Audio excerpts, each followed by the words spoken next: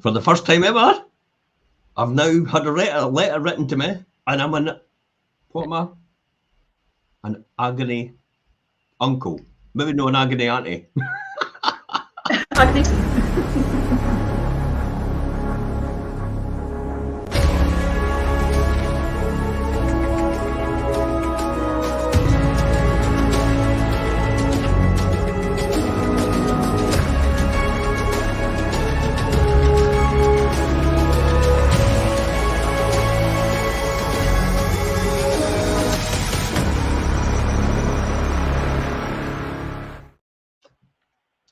I've always wanted to do this. I've always wanted to read out somebody's letter.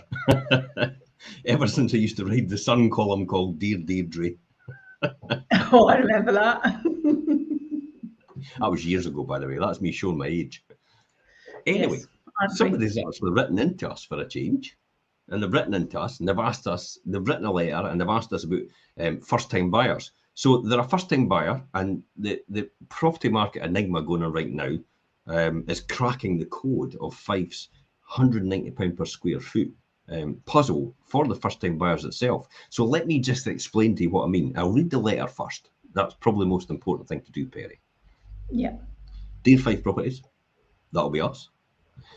My fiance and I have been actively searching for our first home in Fife for the past month.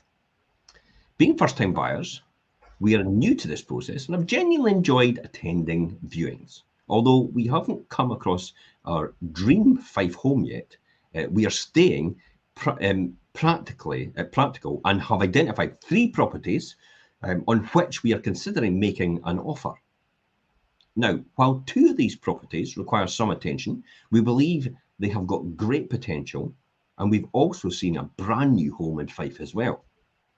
They go on to say, Perry, actually, interestingly, we have noticed that some Fife properties, not ours, just generally Fife properties itself, where we are looking at, tend to linger on Rightmove and Zoopla for a significant period of time.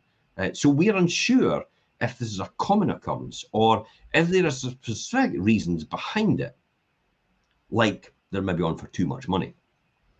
They go on to say, given what the newspapers say about the current slower pace of the property market, we are wary of paying more than necessary. However, we are eager to purchase soon rather than later, as we have grown tired of renting in Fife. That's a common occurrence, growing tired of renting in Fife, isn't it? Yeah. However, I've got to say, though, that renters have no exposure to interest rates climbing, and they've actually got frozen rent. And so they're actually quite protected right now, Fife renters. Incidentally, right across Scotland. But that's another story. I digress, and let's go on with the letter itself. They go on to say, a friend of mine who happens to be a chartered surveyor in central London suggested a straightforward method of valuing residential properties. He explains that it involves calculating the area's average cost per square foot and comparing it to the property. Surprisingly, all 3 Fife properties on our shortlist have similar values. And the largest one offers the best price per square foot, but it's not in the most popular area. The new build property is a little smaller. And then they go on to say, finally, and this is their question, is this a good approach to determining which property provides the best value for money? Thank you in advance for your assistance. So, what's your thoughts on this, Perry? What, kind of what your answer? Now, I've kind of deliberated an answer, but what's your sort of answer to this then about this? I think for me, if you were replying to them, I think if I was replying to it, I think it's a really robust way of gauging actually the size of a property and if it is value for money. I certainly know, Jim, when we prepare to go to properties, that's what we look at. We tend to look at the square footage, and then we look at the geographical footprint as well as that. And that kind of determines for us where we go from there.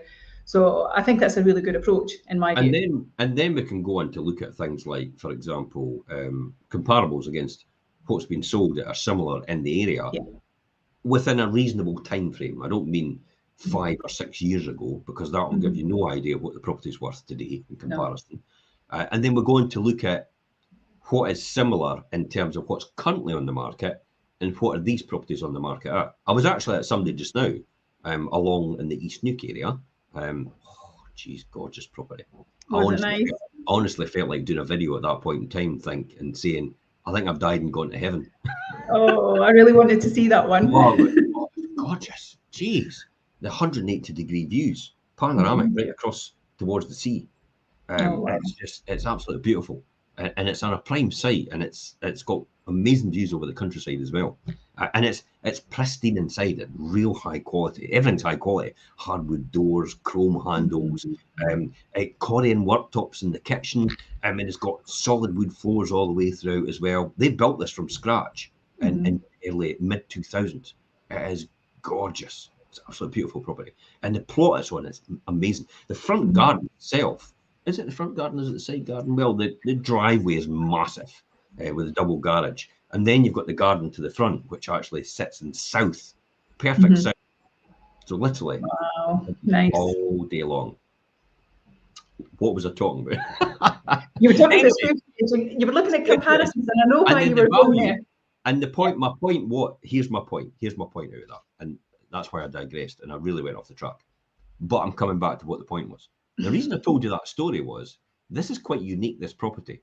And the point is, how do you value that? Because you don't have any comparables at all, or any similar properties in the area like this property actually sold at any point in time in the past, because of the type it was, and it was a unique property in itself. And that's when I went on to say it's things like, well, you've got to look at things that you think it could be similar price point, and then work out to yourself, well, you know, would I buy that one first, or would I buy your one first? And if the answer is buy your one first, then more than likely it's probably a wee bit more. So what did it cost you to build, and what is the indexation right now in terms of where it would be indexed up to at this point in time in terms of house prices? By the way, Friday at 1 o'clock, I'm doing Scottish house prices and Fife house prices. The key statistics have come out for March. I'm going to do that show on Friday at 1 o'clock, so watch out for that one. And that's key. Because newsflash, if anybody didn't know, house prices are actually going up at the start of the year. Not what the media is saying. They're going down. But that's another story. So, and another show. Yeah, that's another show, actually. That's next week's show. We'll talk about that next week's show. But that's what it is. It's the uniqueness of the property. It makes it difficult to value. Therefore, you have to really come up with some sort of consensus about getting the sun and the moon and the stars to all align at once and working out exactly, are they all the same number? And are they all comparably the same number? And if you can get that, then running it by a surveyor is a no-brainer, because that's exactly what they're doing. Yeah. Also, the square footage, exactly what you said, Perry, there. The square footage is essential, because you can take another property in the same area, though, in a similar type of finish and similar build. I don't mean this was a new build, more or less, because it's only in the mid-2000s, whereas you can't really compare it against a stone-built house, because it's completely different. So the price per square footage would be slightly different. But if you multiply that over, for example, 150 square meters, there's going to be a huge difference, even if £100 a difference is in the square footage. So it is almost an exact science how to value a property. But coming back to the square footage, then what would you sort of reply to these first-time buyers if that's what they're saying in the beginning? I think for me, valuing a Fife property by square footage, you really do need to do your homework. I think in your search for your perfect home, they're saying that they've come across 3 Fife properties, I think. So again, if you've seen the 3, have you looked at square footage? Have you compared them? Have you looked at necessarily floor plans? Because like you say, Jim, the square footage could be the same, but actually it might have less bedrooms, it might have more reception rooms, it depends on how it is. So 3 properties have caught their attention. So while you've got to find the one that makes the heart skip a beat, it is important to remember that finding the perfect Fife home is quite rare. Quite rare, it is. Very rare. I'll be honest and say, your circumstance. I'll say if we took a straw poll of the people out there actually tuning in just now and said, are you in your dream home right now? I think every single one of them will say no. And then my answer to that is next then, so why are you not in your dream home? Because I could make it happen, because I know exactly the answers to do it, to the questions. And that's where, incidentally, I just said that somebody else there now. You know, that's where the added value is. My job is to take you from where you are now to where you want to be. Mm-hmm. It's not It's just to sell understanding your the house. journey, isn't it? Yeah, it's understanding the journey. It's exactly what you Mm-hmm. said. So this is actually quite good at you actually relaying that information and saying that. It's not the one that makes their heart skip that beat. Mm-hmm. But finding the perfect home is exactly what you said, Perry. It's quite rare, isn't it? It is rare, and it's that big word, compromises. Yeah. It's a big factor, isn't it? I don't do compromises. But you'll already know that. Yes, true. But I think they're often necessary, Jim. And certainly if this individual who's written in has got 3 potential properties, then there is a chance that if they're looking at 3, they're not just looking at one, so none of them is perfect, and there's obviously something there between all 3 that they like or dislike, or doesn't work or does work. So I think compromises are often necessary. I think that's a key factor that people have to really, I think going back to what you said there as well, Jim, if people are not in their perfect home, it could be necessarily, it's not that they're not in the perfect home, it's maybe just that the layout of the property the way it is just now doesn't work for them, and things need, and you can make some alterations there.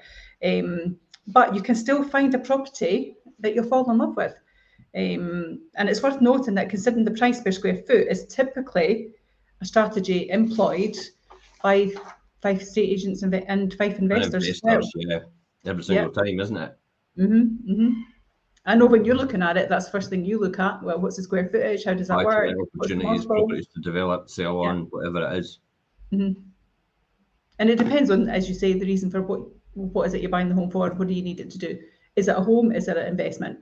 That's really typically what people are doing, aren't they? So again, it depends on that and what you do next and what compromises you're willing to make. So, well, the square footage can be the metric in helping people decide among what properties on your shortlist. It's crucial then not to let it overshadow your personal preference, an attachment to a particular home. Would that be fair to say? I think it is. It's certainly something that Billy and I were challenged with when we downsized.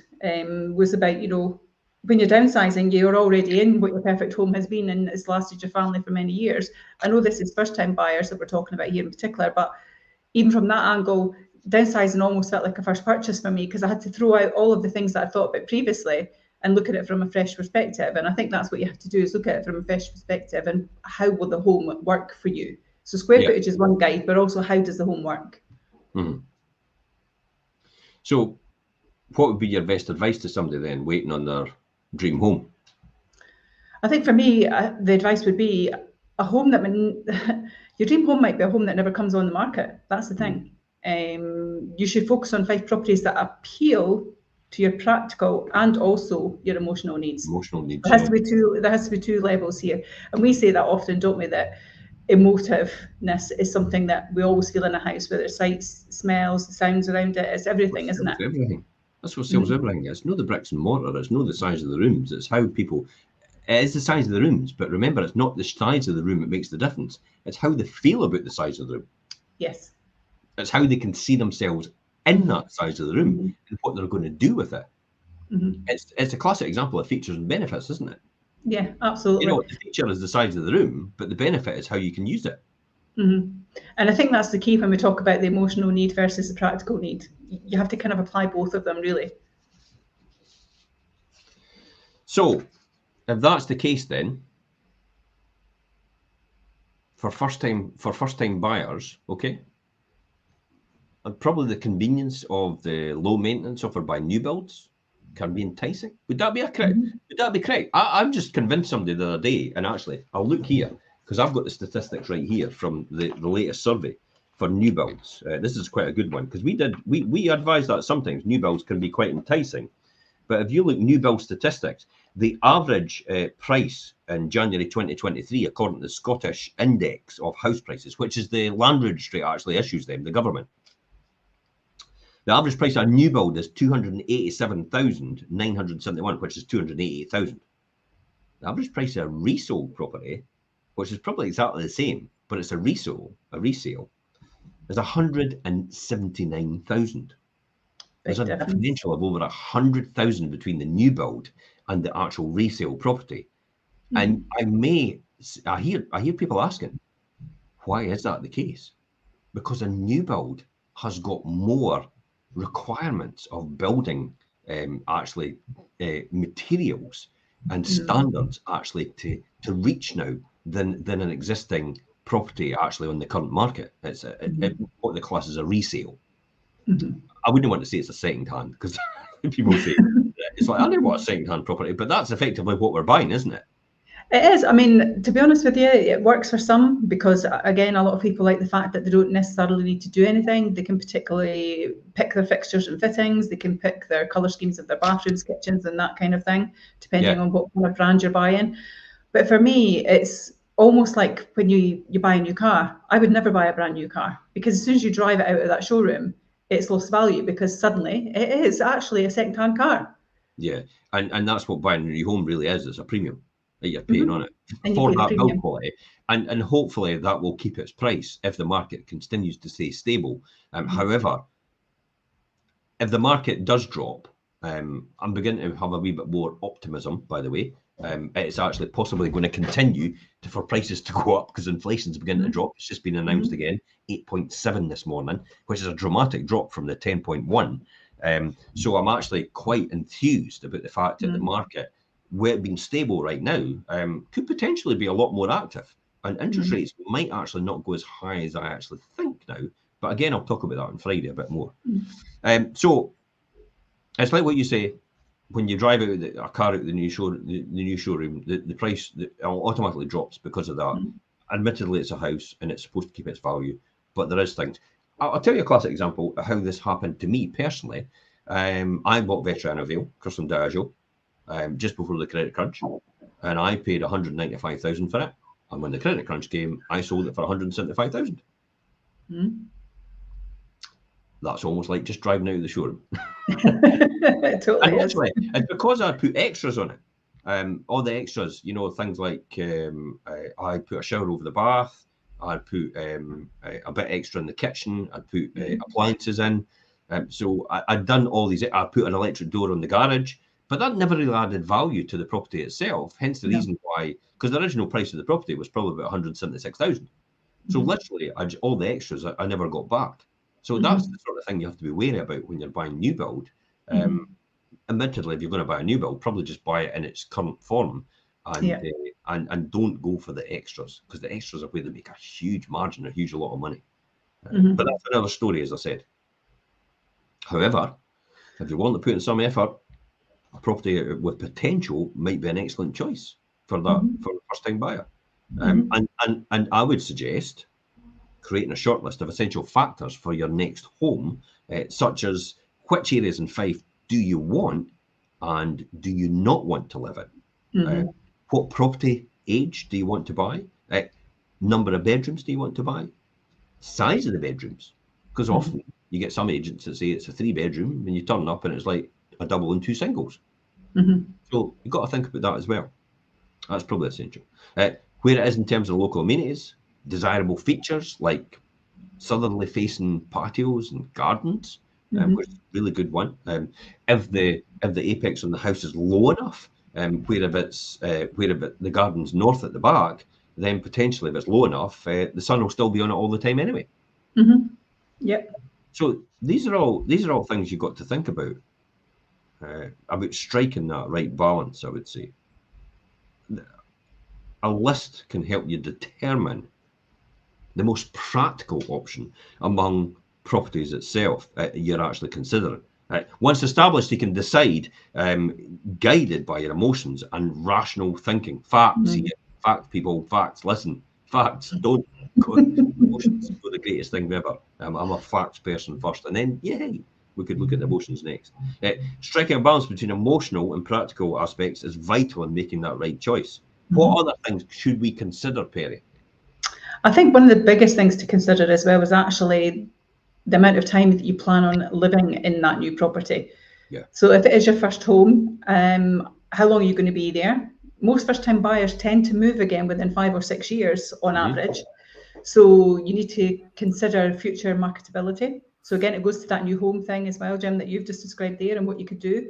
It goes to, if you're willing to put that effort in and make improvements to a property, how much you're going to spend making those improvements, and do you think you're going to get a return on that if you're planning to only stay there for 4, 5, 6 years? So I would also consider, one of the ones I would also consider, and this is a one for first-time buyers, I don't know if it's a regret I would ever have of actually not keeping a hold of the properties and actually renting them. And actually, because they've gone up in value so much within that 5-year period, that I've been able to have a loan to value of 75% and still take a bit of equity out to put my deposit on the next house and keep that house as an investment to move on from. Some of my houses I've moved from, I would never do that in a million years because the numbers don't work. But a couple of the houses I actually moved from, or the apartments and flats I moved from, I thought, I could have actually kept that. It would have been good to keep that. It wasn't right at that time. It's a fine balance in that. But I've seen some first-time buyers actually buying a house for that very purpose, to add the value and then release the money all back out and actually have a no-down money, rentable property, and then actually take that money and go and buy their next house again. Create their next home for themselves. Yeah. And that creates an income for their future. And it also creates a nest egg for their future, for their retirement. A lot of first-time buyers won't be thinking about their retirement right now because it's not in your mind. It was never in my mind at 20. I'm like, there's no way I'm putting in that pension. At 20-year-old, what the hell is a pension? It's like, I'll never live that long. I'll die before I'm 40. That's the sort of way I thought about things. It's like, there's no point in me having a pension. I'll never see it. I'll never see the light of day when it comes to it. But that's the sort of strategy that the younger generation should actually take into account now. Because, and the reason I say that, and a wee bit of wealth creation here when we talk about this, but it's more about that there's not going to be pensions for the younger generation when they retire. They'll not exist anymore. It'll be a company that will provide them, and you'll have contributed to that because that's statutory requirement now. Yeah. But you'll just be on the same as everybody else, and for most people, that's what they can't afford to live on in the first place right now. Yeah. So I guess it depends what their viable options are, isn't it? And that's making sure you look into the viable options. It's just doing a bit. It's just doing a bit extra. But again, it's coming to talk to us about it and making sure you talk to the right people and get the facts before you make that decision. What other things do you need to consider?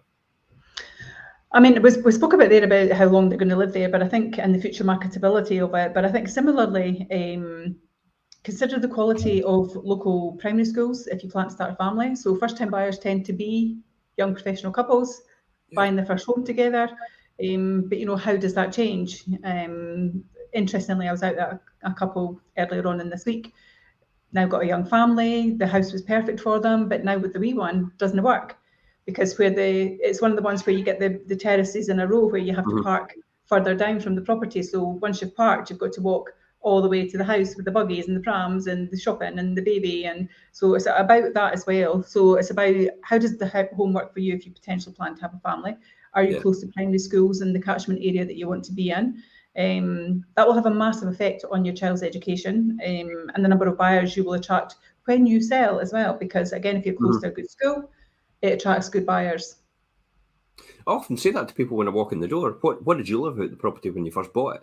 Because that's what somebody else will love it for as well. Yes. And then they go, oh, I never really thought about it like that. Of course, because it's exactly the same type of property for somebody like you when you were that age, when you first bought it. That's exactly who it'll appeal to straight away because it appealed to you. The interesting question here, though, Jim, is, so we've talked about kind of practicalities and what they should think of, but let's address the actual main question. Is valuing a property based on the price per square foot a reliable tool? Oh, I think I actually gave the game away when I said at the very beginning, didn't I? I mean, determining the property value solely on the price per square foot is overly simplistic, I would say. The technique probably works in central London because it's all boxes, cardboard. It's like it's like my dad used to say, all these houses are just like matchboxes. Every single, all the new house builders went out. They're all just matchboxes. They're all just the same. And literally that'll work for central London where the space is at a premium. Yet this is actually Fife, and the property is a lot more diverse. There's a recent word, a current word, diverse. Diverse in the property market. Being politically correct. Residential property cannot be commoditized in such a manner, I would say. And it involves a combination of science and art. Not dark art, though, just art. And if it were that straightforward, there'd literally be an app on your phone. You'd literally have an app on your phone which would tell you the price per square foot. And and then just work out exactly what the valuation is. Oh, actually, that's your websites like Zoopla and Rightmove. What's there? And then that's why often people come to us and say, Zoopla and Rightmove said something completely different from what we were thinking. Is this accurate? And it's like, no, it's not really. And then they say, but how come your instant valuation tool is accurate? Because it's fed the right information, and we update it all the time in order for it to actually have the right valuations. So it's very, very accurate, down to the nearest 10,000. Now, when I say 10,000, what I'm talking about, price bands of around about 300 to 400,000 properties. That's where I'm saying it's down to almost like the nearest 10,000. When it comes down to around about 100 to 150,000, it's probably as accurate as down to the nearest 5,000 in terms of valuation, I would say. Plus the fact it actually gives you the three differentials, which is you've not done anything to your property. It needs a real good refurbishment. The midpoint is, you can move into it and you can have kitchen and bathroom and refurbishment as you go. And then the top end valuation is pristine condition, ready to go. You've changed the kitchen, bathroom, and it's almost like a show home. That's the different valuation levels that we are given. So hopefully everybody understands that. So it would be, if it was really as simple as that, there would be just an app on your phone. And generally, you wouldn't have any need for estate agents at all. Oh, did I just put ourselves out of business? Thanks, everyone. That's it then. Closed up shop. No, but tongue in cheek though. Literally, if it was down to that, you wouldn't need estate agents. But I'll be honest and say estate agents do add value, because it's all about getting the right negotiation and leading you through the right process in order to get the right result. So it's stress free. That's probably where the add value, the estate agent's progress or process. If you don't want any of that, then you just go for the cheapest chips and you just go for doorsteps.co.uk and list your house for 99 quid and hope for the best. Fingers crossed. That sort of attitude. Yeah. So if it's that straightforward, an app on your phone can instantly provide accurate property valuation. Professional surveyors and property values will really just become obsolete as a result. Your home's value really encompasses intangible factors, such as the feeling you get when you enter, the view from the kitchen window, and even the proximity of your in-laws. In a good or bad way. Depending if you need babysitters, that's probably more important. I mean, these unique qualities make a home more desirable and therefore more valuable. Hence the reason why I keep telling people that's why we do proper television property walkthroughs, more or less, because we talk to the buyer in terms of what it is to them. A silent movie does not do that, which is literally just a video and music. We'll walk through you. It makes you feel really good about your property because you know everything there is and you know the area yourself.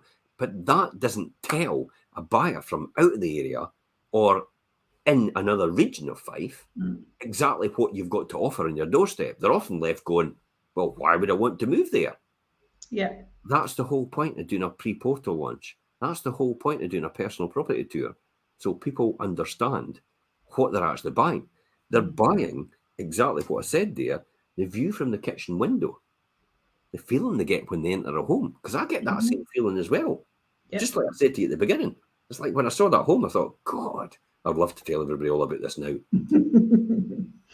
I'll have to wait a wee while. But I will be getting it at some point in time. So these unique qualities make the home more desirable and therefore more valuable, as I said. What about some examples of pounds per square foot in the Fife property market? Have you got any, Perry? Yeah, sure. I mean, the average Fife home is worth £190 per square foot. Okay. So, yeah, that is all as an average, of course. Everything's about averages. Yeah. So Tim O'Reilly, the man who coined the phrase open source and web 2000, statistics are like bikinis. What they reveal is suggestive, but what they conceal is vital, which I thought was quite funny. So the average Fife home, because I know the average Fife home as of today is an average price point of £168,224. It's still gone up 2.1% in the last 12 months. That then divided by what you said, the £190 per square foot, makes the average Fife home 885 square feet. Mm-hmm. That's about right. Mm-hmm. So, what does this tell us then? Well, I mean, 8 out of 10 properties currently for sale in Fife have a square footage of between £103 per square foot to £534 per square foot. That's a massive wide range, of course. But then I guess it depends on where it is. You look at that one you were at today, for instance, Jim, that was a massive property. So, you know, the square footage necessarily there may not be the same, because actually what you have there, you've got all the character, you've got all the specifications, you've got all this handmade design, etc. So some of those things will come into play and knock that out a little bit. So it doesn't always work. This is just a guide and to give you a flavour for what you should be looking at. But definitely how a property is internally and how it's been finished makes a big difference as well. And square footage does apply to a degree, but it's not the exact science. Okay. So 8 and 10 properties currently for sale in Fife. Square footage between £103 to £534. That's a wide range, isn't it? That's what I'm saying. That's why you have to look into specific properties. Look at the type you were at today. Does that really happen next door? Because it doesn't. Because I think there's about a handful of houses in that location. So how do you match them all the same and then say what's good and what's bad or what's And that's why we're not dealing with matchboxes or just boxes here, like what London is, which is effectively just container units lumped on top of each other, and how they're building stuff now. It's completely different. So I'll give you an example. A 4-bedroom detached home on Abbey Walk in St Andrews is at the highest price point at this point in time of £691 per square foot, whilst the cheapest property, I like to say the least expensive, in Fife by square footage is a 3-bedroom terraced home in Holme Square in Glenrothes, actually, at £68 per square foot. Wow. I'll buy it. My goodness.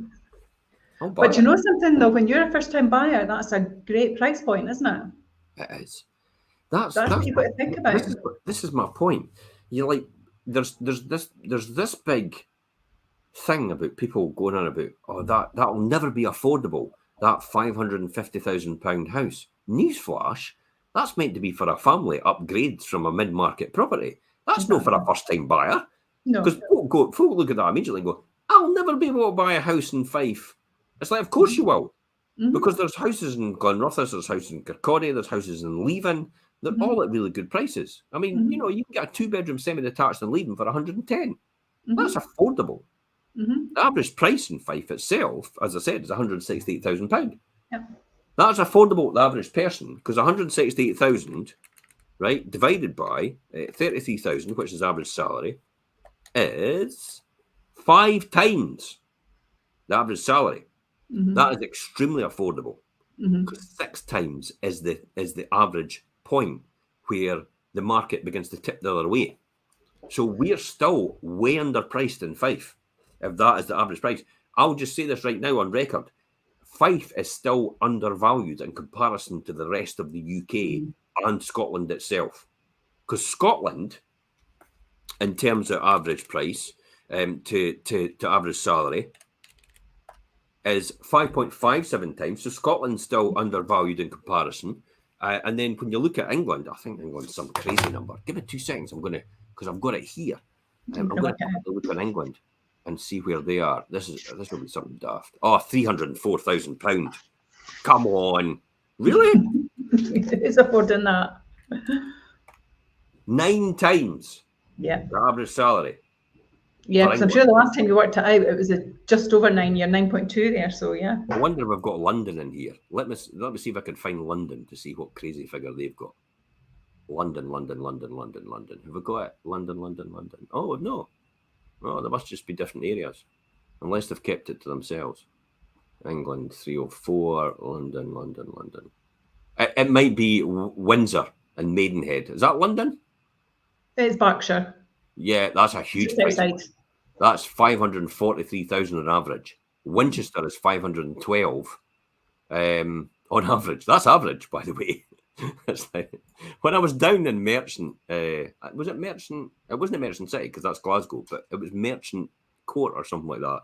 in London. I was looking at the price points of them. It was like, I was looking in the window. Oh, it was the Harrods Estates across the road, you know, from Harrods. I was looking at the windows, and it was going, 3-bedroom apartment, 15 million. Oh boy. I like, somebody's having a laugh. People buy them, Jim. That's just crazy. That's absolutely crazy. And yet, we still keep saying to ourselves, we can't afford to buy houses in Fife. And yet there's houses there. I think people just need to realise it's, maybe we've touched on this before, and the fact that if you're a first-time buyer, you might not be able to buy in the area you can buy in, but you just choose to probably live just outside it and then commute into that area when it's required. A classic example is somebody was moaning about, you know, and I will say moaning, but I can't afford to buy St Andrews. Okay, so what are you doing? Oh, I'm unemployed. Hello?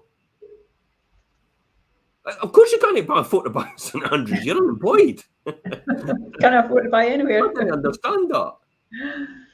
But then other people can't afford to buy in St Andrews. Okay. Well, I tell you what I did. I can't afford to buy in St Andrews. So I went to another area. It was affordable for me and my price point, and I bought there and brought my family up. And we bust it into St Andrews to Kilrymont. And that's the difference of, as you say, it's the practical and the emotional and bringing it all together to make the right decisions. But if you look at that, I mean, to have a square footage in that area of Glenrothes at £68 per square foot, that's very affordable, isn't it? It is. It's brilliant. Absolute great price.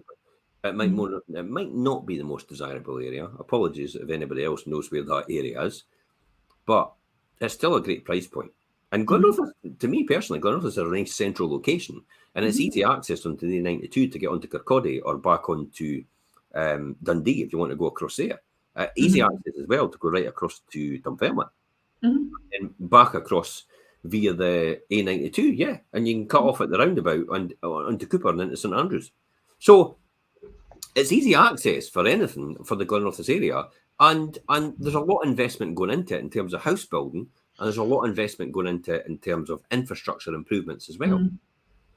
So I think it's a really good area to be, and it's just down to the fact that you really just have to, cut your cloth to suit your budget. In terms of the tailors used to say, you know, oh well, you've got to cut your cloth to suit your budget. I suppose that's what it comes down to. You have to be realistic. I mean, you know, it's not going to change if you just get upset about it and moan about it. You just have, it is what it is, and you just have to rely on. But having your house for the first time for a first-time buyer is possibly essential, because then it secures their place on the property ladder. Absolutely, it's that beginning point as well, isn't it? And when we're talking about should square footage be the kind of mechanism that they utilise, I mean, of course, price per square foot can indicate the value and prevent you from overpaying. It shouldn't be. But it shouldn't be the sole determination of it. There are lots of factors, as we've just discussed, about what else they should be looking at. They vary differently. Basically, I think on the same street, due to the location, layout, condition, size orientation, plot aspect, and garden size and local amenities. Therefore, it should be used as a guide rather than a definitive measure of value. Yeah. Classic example. When I went to get my house remortgaged, I didn't think it was remortgaged, just on a new product. The actual bank went onto the computer and typed it and went, your house isn't worth what it was meant to be worth. Because I said at the time it was probably worth about 420,000. And they went, no, it's not worth that. Our computer says it's worth 178 grand. Okay. And then they said, and I said, well, that can't be the case, because I've literally got another plot that was bought to my house, and I've got more or less two houses in one now. Because it was a big extension, which was the size of another house I added onto it. That wasn't me that did it, it was the previous owner. But because every other house in the street was the same size as the original house that they had here, that's why it was determined at 178,000. And luckily enough, what the Clydesdale Bank said to me was, well, I'll tell you what, we'll send our value. It'll cost you £400 to do that. But if you prove otherwise, we'll just give you the £400 back. I went, fine, that's okay. But see how that's easily... Because that's what they were doing. They were just doing it on square footage. I'm actually going through the process of buying a buy-to-let portfolio. And literally, out of the 39 properties, 13 of them have actually come up with a different price point than what I'm buying them for. So therefore, they're going to have to send a value around, and the other ones, they're actually just saying we're happy with the valuations that our calculator's given us. So there's no need to go around and value them. To be honest, I think that's a bit naive from the bank. That's approaching on the credit crunch criteria again. But nobody wants that. I could see this happening again, by the way, in the next 3 or 4 years. But that's another story, and maybe another show. Because I kind of see all the things that they're doing now in order to get lending through, in order to get people to... Because banks are in the business of giving you mortgages. They're not in the business of doing anything else other than giving you mortgages. They're not interested in giving you money on your savings. They only want your savings so they can actually lend it out 10 times on fractional lending to everybody else and make money on it. But that, again, that's another show. So gardens and layout and size and all the rest of it had to be taken into account. This is why it's not this wee algorithm thing or calculator can't be a definitive measure of the value. It's important to remember that owning a property twice the size of your neighbours doesn't automatically mean it's worth double that amount. As seen from what we just discussed above. There tends to be an upper limit for any property in any particular area, regardless of the size. This is overdevelopment, isn't it? I've seen that a couple of times. I had it once in a model where somebody overdeveloped, and literally nobody would touch the house because it was far too big, and the price point was far too big for the actual area of the street. And then I had it somewhere else recently in the East Neuk, where we had that as well, where it was the amount of investment it was put into the property, you would never recoup it back because it was just far too much to build it, as opposed to what the end price point would have been. This is every why property has a ceiling point, don't they? Yeah, this is why a lot of people actually come to me now. The architects especially actually refer to me so I can go over with their client first before they make decisions about what to actually build on land now, and what is the best property to buy at the best price point. It attracts the best audience to get the best value for money out of it. In other words, profit maximization. That's why I get that a lot of times where a lot of people come to me for that reason, because of the expertise I have in that area. So it's not just because you've spent that money, you'll get it back. You often see that when people say, I've put in a £30,000 kitchen. Jeez. Let's sit down for a while. It's like, and take a breath. That's obviously what you do in your mind. You think, oh my God. Yeah. Like, is this really? Oh, no. Are you ever going to get this back? It's a big mountain to climb. Very difficult sometimes. Luckily enough, I've managed to do it a couple of times actually. But with clever marketing, clever strategy. So what's the conclusion out of this? I mean, we've laboured this to death probably. No, I think it's good topics for. I mean, they've asked this question. I think it's good to give them all of the facts and understandings behind it so that they can make a judgment, isn't it? I think for me, I mean, valuing a property based solely on price per square foot can be misleading sometimes. It fails to capture your next home's unique qualities and the emotional connection, the emotional attachments to it as well. But also when you look at it, Jim, and when you talked about those online calculators, they're good to an extent of giving you a guide, but they don't know if you've put an extension on, they don't know if you've created an outside space, they don't know some of the factors that you've maybe invested in the property, so it's not always going to be accurate. And square footage, again, whilst it is a good guide, you've got all those aspects of where it is, what's your outlook, what's the garden space like, what's the surrounding area like, what's the neighbours like. So it's really important to understand all of those as well. So whilst you might have narrowed it down to 3 properties and they're all of a similar price point and square footage, what are all of the, add to the list again of these are the benefits and these are the not so much of a benefits, and then from there help yourself decide. So you're saying taking a balanced approach to it? Yeah, absolutely. Yeah, that makes sense. I mean, it's really, if people want to pick our brains, doesn't it? On the aspect of buying a property for the first time, don't hesitate to get in touch with us, guys. We'd be more than happy to help you in this. After all, you don't know what you don't know, and that's why you get a specialist agent in to actually tell you what you don't know. And often in hindsight, where I do have people like that and they go to resell, and then I tell them about what they've done, because they've done it, it's too late. It's funny that, but you sometimes get that. Here's a classic example. And it's like you get people that go and do something, okay? And then they turn around to you once they've done it and go, I did that, that, and that. What do you think? And I'm like, well, there's no point now in telling you what I think because it's done. It's done. You should have asked me before you started that. Because I tell you what, in this instance, you didn't want to hear what I think because you'll not be going to sleep the night. I had that situation, interestingly, today where I was out valuing a property and they've put a deposit down on a new kitchen. I walked into the kitchen here and I thought, this kitchen's quite nice. And then was told they'd put a deposit on a new kitchen. And I said, well, if you don't mind me asking, how much is that new kitchen going to cost? And they told me. And I said, well, do you want my thoughts on whether you should do that or not? And she said, well, absolutely, I do. And I said, well, if you're absolutely looking to sell and move on, I said, I wouldn't do it. I would save that money because actually the way the kitchen is now, it's a nice kitchen, it's a great space.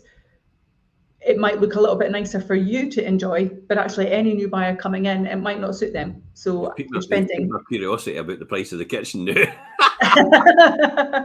You'll have to tell me. What was the price of the kitchen? What was their budget? So they were going to spend £10,000 on this kitchen. Oh, that's still no bad. Was it a big enough kitchen? Bad, but half of it had been done and they were going to do the other half. And I said, well, actually, to do half, for me, all the utility area and that was done, Jim. So this was just the new part of it. And for me, I just thought that you won't get £10,000 back by doing that. Yeah, it'll know add that significant value. And you know yourself, often a lot of people come in and go, I'm going to put a new kitchen in. I'm going to change it anyway. Put the new kitchen it was just put in. I don't like that one. I'm just going to put a new one. And it's just human nature. It's just like what people want. They just want to put their own stamp on the property. So if the kitchen is usable and you can, I like the fact that if someone can move in and use it and it's tolerable, in other words, it's not garish, it's not really out of date or anything like that, and it's not antiquated, then let them move in and do it as they go. Because a lot of people was none of the above. It was none of the above. Honestly, you can move in. If you put the new kitchen, you have to add the value on to the end result. If you can, to try and get that, that then puts the price higher. That then makes it less of an audience. Yes. Because there's pigeonholing yourself. As the price goes up, the audience gets smaller and smaller and smaller and smaller till you get to the top, and there's only about 2 people that can buy it in 5. Therefore, you have to have an agent. Well, but literally, therefore, when you're at a price point of 750,000, which is what I was out to the now, you're literally you're narrowing your price point or narrowing your audience straight away. Therefore, you have to get somebody outside the area. More than likely, we'll have the budget to do that because, as I said before, the average in these other areas is £550,000, and that's probably for a 3-bedroom flat. So when somebody sees a 5-bedroom, 3-reception, Korean worktops next to the sea, it's like, that's a great property for the same price as my flat. Why am I staying in London then? Why am I staying in these areas? What is the point if I can remote work now and my family could be brought up on the in the seaside and I could have a better quality of life? Because that's what people are seeking now. Lockdown, if anything lockdown's taught us, is about quality of life. And you know, that's the sort of thing. So that's where I would be arguing that you're probably better to get the advice from an estate agent before you start any improvements. So you know if you're doing the right thing before you do it. There's no point in getting an estate agent around once you've done it and saying, what do you think? Because you've done it. They're never in a million years going to say to you, well, that's terrible. God, I would never have done that. You'll never hear an estate agent saying that. No. Because they want your business. They're just going to go, yeah, that looks great. And then gloss over it and then move on to a different subject. I agree. But I think for the first-time buyers approach, I think definitely taking a balanced approach is huge for them to do that. Considering your practical needs and your personal connection with the property, that will help you make an informed decision and help you get the property that you want in the area that you want. And on that note, that's us. That's us. For today. Thank you very much for coming on the show. Thank you. And if anybody else is tuning in later on or into the podcast, feel free to get in touch with us. We're more than happy to help. Bye-bye for now. Bye.